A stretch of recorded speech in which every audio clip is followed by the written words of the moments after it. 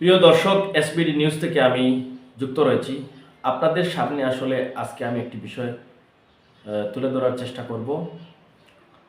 যে বিষয়টি হচ্ছে, আপনারা অবশ্যই জানেন, বিগত প্রায় 1 বছর আগে জকিগঞ্জের রতনগঞ্জে জিএমসি স্কুল অ্যান্ড কলেজের একটি শিশু শিক্ষার্থী নিখোঁজ হয়।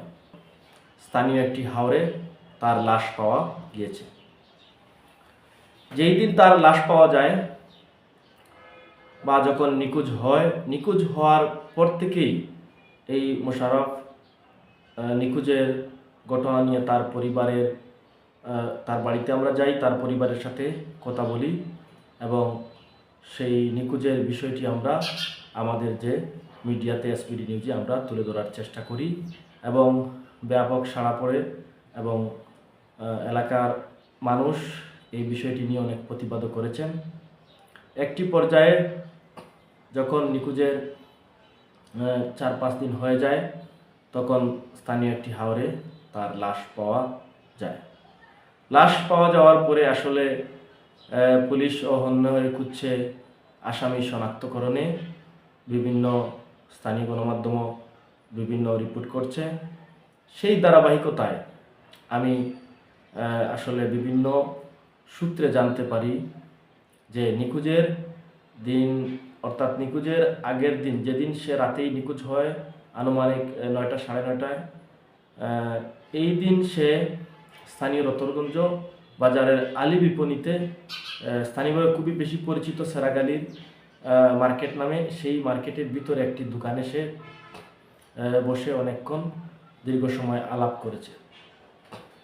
তো আসলে আমার মূল একটা থিম ছিল যে তার যদি সম্ভাব্য নিখোঁজের সময়টা জানা যায় বা সে সর্বশেষ তার অবস্থানটা কোথায়, তখন হয়তো নিখোঁজের রহস্যের জট খুলতে পারে, তারপরে হয়তো হত্যাকারী শনাক্তকরণ হতে পারে। মিডিয়া শুধু অনেক সময় বিভিন্ন তথ্য বা বিভিন্ন মিডিয়ার যে দায়িত্ব রয়েছে সেই দায়িত্বই পালন করে, কিন্তু মিডিয়া কাউকে আটক কিংবা গ্রেপ্তার বা কাউকে জিজ্ঞাসাবাদ করার এখতিয়ার মিডিয়ার নেই। নান্দিশ্রী ঈদগাহ মাঠে একটি জলসাও ছিল। তো অনেকেই ধারণা করছিলেন এই জলসা থেকে নিখোঁজের কথাটি প্রথমে মিডিয়ায় প্রচার হয়, সামাজিক যোগাযোগ মাধ্যমে প্রচার হয়। তখন আমি যখন এই বাজারের এই মার্কেটের খবর শুনতে পাই, তখন এই মার্কেটে আমি যাই, গিয়ে একটি দোকান, যেই দোকানে সে রাত বসেছিল, সেই দোকানের যিনি মালিক, তিনি এই দোকানে ছিলেন না, তিনি অন্যত্র ছিলেন। এমনকি দোকানের যে মালিকের সাথে একজন বন্ধুও ছিল, তিনি ওই দোকানে তখন ছিলেন না। তখন একজন কর্মচারী পাই, আমি কর্মচারীর সাথে কথা বলি এবং স্থানীয় অনেক মানুষ এখানে ভিড় করে এবং অনেক মানুষের সামনে উপস্থিতিতে আমি কথা বলে তার কাছে অর্থাৎ আমি এখানে স্বাভাবিকভাবেই আমরা আসলে যেভাবেই প্রশ্ন করি, আপনারা দেখেছেন মুনতাহার রহস্য উদ্ঘাটনেও আমি অনেকগুলো প্রশ্ন করেছি। আমি স্বাভাবিকভাবেই এই প্রশ্নগুলো করেছি, সেও স্বাভাবিকভাবে সহজ সরলভাবে তার প্রশ্নের উত্তরগুলো দিয়েছে। এমনকি তার কথাবার্তা শুনলে আপনারা বুঝতে পারবেন যে সে কীভাবে কথা বলেছে। তো সাম্প্রতিককালে আমরা দেখেছি এই মোশাররফ হত্যাকাণ্ডের প্রায় 1 বছর পেরিয়ে গেলে এর তদন্ত পিবিআইয়ের কাছে চলে যায়। পিবিআই আরও 2জন আসামিকে গ্রেপ্তার করেছে, এমনকি রিমান্ডেও নিয়েছে। তো এখন এই যে 2জন মানুষ এখন নতুন করে গ্রেপ্তার হয়েছে, তখনও তাদের বিভিন্ন নাম বিভিন্নভাবে উঠে আসে, কিন্তু তাদেরকে পুলিশ কেন গ্রেপ্তার করেনি, এদেরকে কেন করলো, এটি পুলিশের এখতিয়ার, এটা পুলিশ ভালোই জানে। এখন প্রশ্ন হলো, আমি যে দোকানে বা যে মার্কেটে গিয়ে আমি এই লাইভটি করেছি, সেখানে যদি এই মোশাররফ আগের দিন না বসতো এই দোকানে বা এই মার্কেটে না যেত, তাহলে তো আমি সেখানে লাইভও করতাম না বা সেখানে আমি যেতাম না বা সেইখানে কোনো প্রশ্ন আসতো না।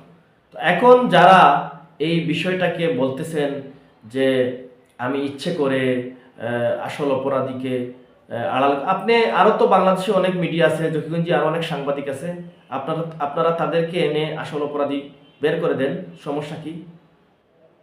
আরও তো মিডিয়া আছে, জকিগঞ্জে মিডিয়া আছে, বাংলাদেশে অনেক বড় বড় নিউজ পোর্টাল আছে, আপনারা তাদেরকে নিয়ে আসেন, এসে আসল অপরাধী বের করে দেন।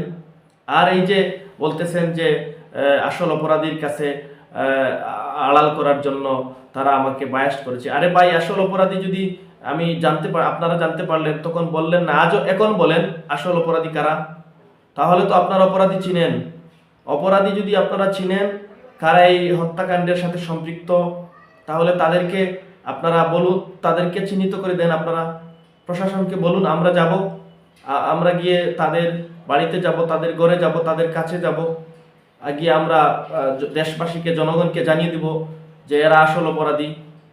এখানে একটা জকিগঞ্জ থানার আগের যিনি অতিরিক্ত পুলিশ সুপার ছিলেন এবং থানার ওসি, তারা অনেক কাজ করেছে, সাব ইন্সপেক্টররা অনেক কাজ করেছে, তো তাদেরকে আপনারা আসল অপরাধী তাদের কাছে আপনারা নাম বলে দিলেন না কেন?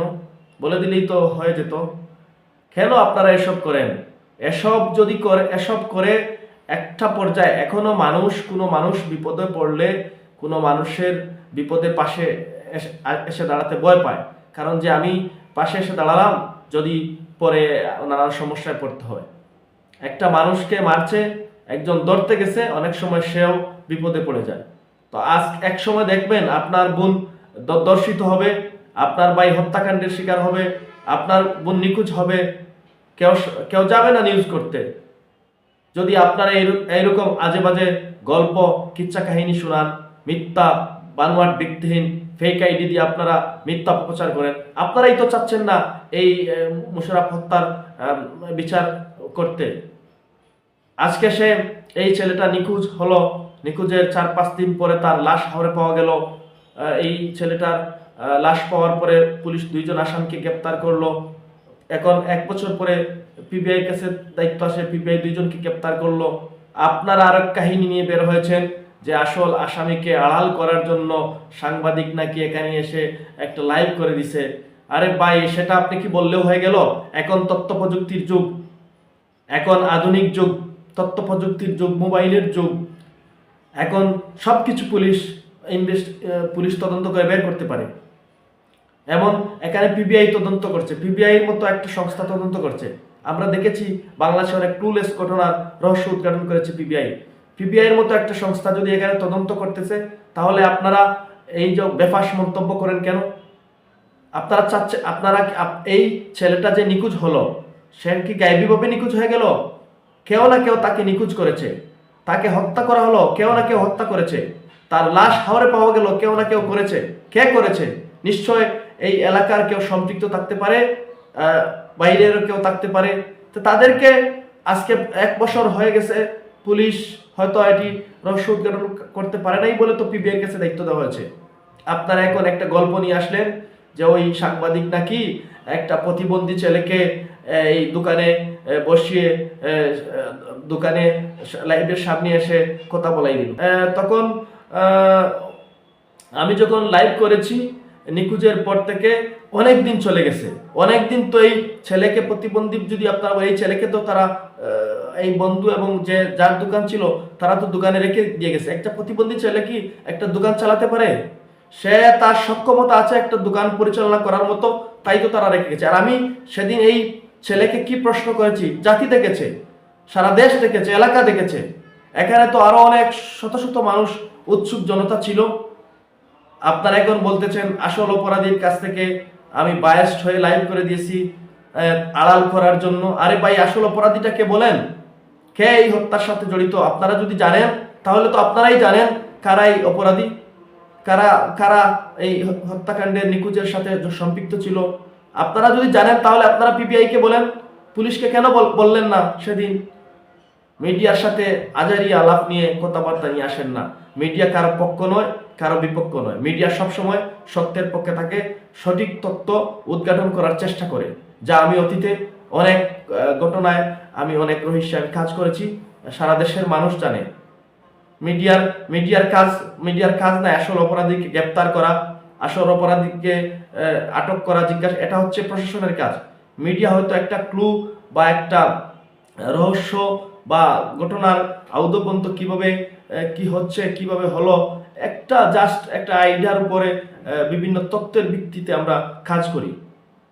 আপনারা এখন 1 বছর পরে আরেক গল্প নিয়ে আসছেন। আমাকে ব্যক্তিগতভাবে যদি কারোর কোনো আক্রোশ থাকে, জেলাসি থাকে, আমাকে ব্যক্তিগতভাবে আপনারা প্রশ্ন করতে পারেন, কথা বলতে পারেন। কিন্তু এইভাবে সামাজিক যোগাযোগ মাধ্যমে আপনার ইচ্ছা মতো একটা ফেক আইডি খুলে গল্প কাহিনী ওইটা দিয়ে দিলেন। কিছু মানুষ আছে হয়তো তাদের, আমি একটা নিউজ যদি করি, তে এই নিউজটা যদি সঠিক নিউজ করি তাহলে সবার পক্ষে যাবে না, কোনো একটা পক্ষের বিরুদ্ধে যেতে পারে। যারা অপরাধী হবে তাদের বিরুদ্ধে যাবে, তারা তো আমার পিছনে লেগে থাকবে। এই কয়েকদিন আগে একজন সম্মানকের একটা ভিডিও আমি আপলোড দিয়েছি, তখন সে আমার পিছনে লেগে আছে। সে প্রথমে এইটা তার আইডি থেকে পোস্ট করেছে, এরপরে আরো কিছু মানুষ বিভিন্ন সময় আমি কাজ করতে গিয়ে যারা আমার বিভিন্ন সত্যের পক্ষে দাঁড়াতে গিয়ে যাদের গায়ে আঘাত লেগেছে, তারা এগুলা শেয়ার করতেছে, ভাইরাল করতেছে, এইভাবে তারা চালাচ্ছে। তো এটা করে আসলে লাভ কি? আমি সব সময় সত্যের পক্ষে ছিলাম, আজও আছি, ভবিষ্যতে থাকব।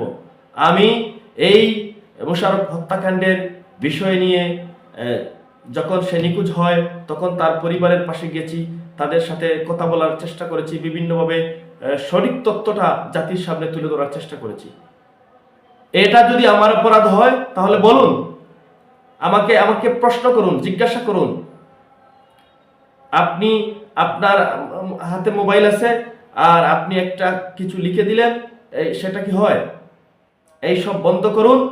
আমিও চাই যে মোশাররফ হত্যার সাথে, নিখোঁজের সাথে যারা জড়িত সবাইকে গ্রেপ্তার করে সঠিক তদন্ত করে যাতে সর্বোচ্চ দৃষ্টান্তমূলক শাস্তি হয়। এই ঘটনাটা আমাদের এই জকিগঞ্জের মধ্যে একটি আলোচিত এবং চাঞ্চল্যকর ঘটনা। সেই ঘটনা নিয়ে আপনারা যা মন চায় তাই লিখে দিচ্ছেন। এটা ঠিক নয়, এটা কাম্য নয়, এটা কোনো সভ্য সমাজে চলতে পারে না। এই যদি হয় তাহলে আপনারা যদি এতই বিজ্ঞ, এত এক্সপার্ট, এতই অভিজ্ঞ, আপনারাই জানেন আসল অপরাধীকে আড়াল করার জন্য এই সাংবাদিক এসে কি করেছে, এই একটা প্রতিবন্ধী ছেলেকে সামনে এসে লাইভ করে দিয়েছে। আরে ভাই, আমি কি লাইভ করে দিলে প্রশাসন তারা কি মগের মুলুকে থাকে? প্রশাসন আমি লাইভ করব আর একজনকে নিরপরাধ কাউকে অ্যারেস্ট করে দিবে?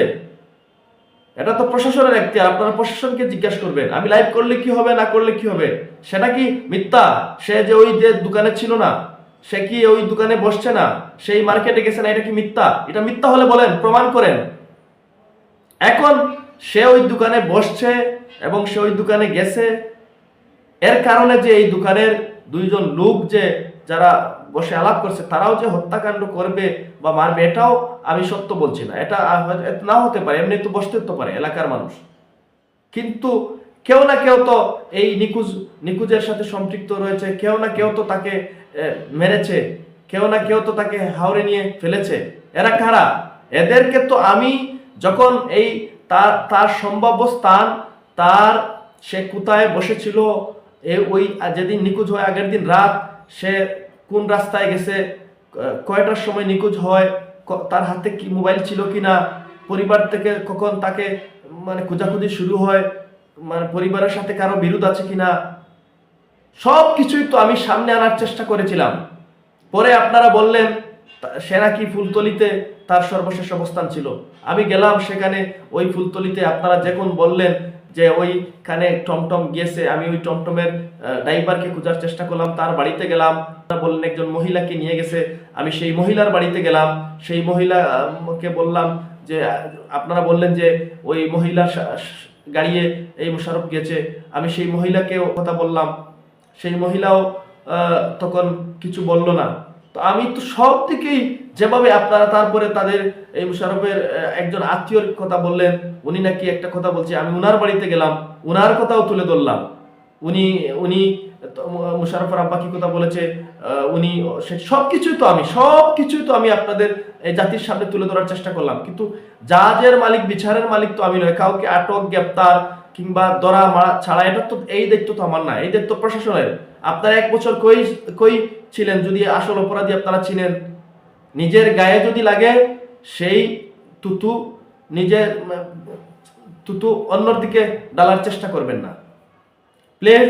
আপনারা যারা এসব করতেছেন নোংরামি, আমি বিষয়টি আমি সবাইকে আমি দেখতেছি, এইসব নোংরামি থেকে আপনারা বিরত হন।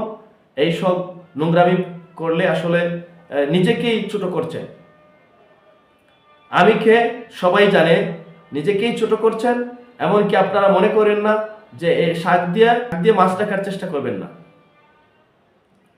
শাক দিয়ে মাছ রাখার চেষ্টা করলে এর পরিণাম কিন্তু ভালো হবে না। একানো আমার সুস্পষ্ট কথা, এই মুশারফ হত্যাকাণ্ডের সাথে যারা জড়িত আছে তাদেরকে, অর্থাৎ আমি এটিও বলেছি, নিরপরাধ কোনো মানুষ যদি কেউ অপরাধ করে না, আমি একজনের সাথে বসলেই যে অপরাধ করতে পারি সেটা নয়, নিরপরাধ কোনো মানুষ যদি না জড়ানো হয়, এমনকি যাদের দোকানে বসেছিল যে 2 জনকে আটক করা হয়েছে, আমি নিজে প্রশাসনকে বলেছি আপনারা তদন্ত করেন, দেখেন তারা যদি অপরাধী হয় তাহলে তারা যেন শাস্তির আওতায় আসে। এটা তো এখন তথ্য প্রযুক্তির যুগ, এখন আধুনিক যুগ, এখন মাটির তলে কে কি করবে সেটাও বের করা যায়।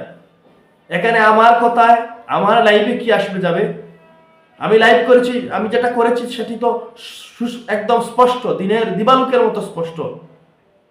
আমার লাইভের মূল থিমটা ছিল সে ওই যেদিন নিখোঁজ হয় সে কোথায় ছিল, কোথায় থেকে নিখোঁজ হয়েছে। আমরা শুনেছি জলসার বাজার থেকে, তো জলসার বাজার থেকে যদি নিখোঁজ হয় সমস্যা নেই, কিন্তু সে ওই দিন বাড়ি থেকে বের হয়ে কোথায় গিয়েছিল, কোথায় বসেছিল, আমরা সেই জিনিসটা তো জানার চেষ্টা করছি। যখন আমরা আলী বিপণী জানলাম যে দোকানে বসছে এবং আশেপাশের দোকানদার এখানে লাইভে তো রয়েছে, সে দীর্ঘক্ষণ এখানে প্রায় 2-2.5 ঘন্টা সেখানে সে আড্ডা দিয়েছে, বসেছে। তো এই বসাটার এই জায়গাটার সামনে আনা কি আমার অপরাধ? তো এখান থেকে উঠে তো সে কোথায় গেল, ওয়াজে বাজারে গিয়ে নিখোঁজ হলো না কোনো ফুলতলিদের দিকে গিয়ে নিখোঁজ হলো, সেই বিষয়টাই তো আমি জানতে চেয়েছি, মানে কিভাবে নিখোঁজ হলো। সবাই ভালো থাকুন, সুস্থ থাকুন। আসলে আমি যে বিষয়টি এখন আপনাদের সামনে তুলে ধরার চেষ্টা করছি সেটাই আপনারা অবশ্যই বুঝতে পেরেছেন। সবাইকে ধন্যবাদ, ভালো থাকুন।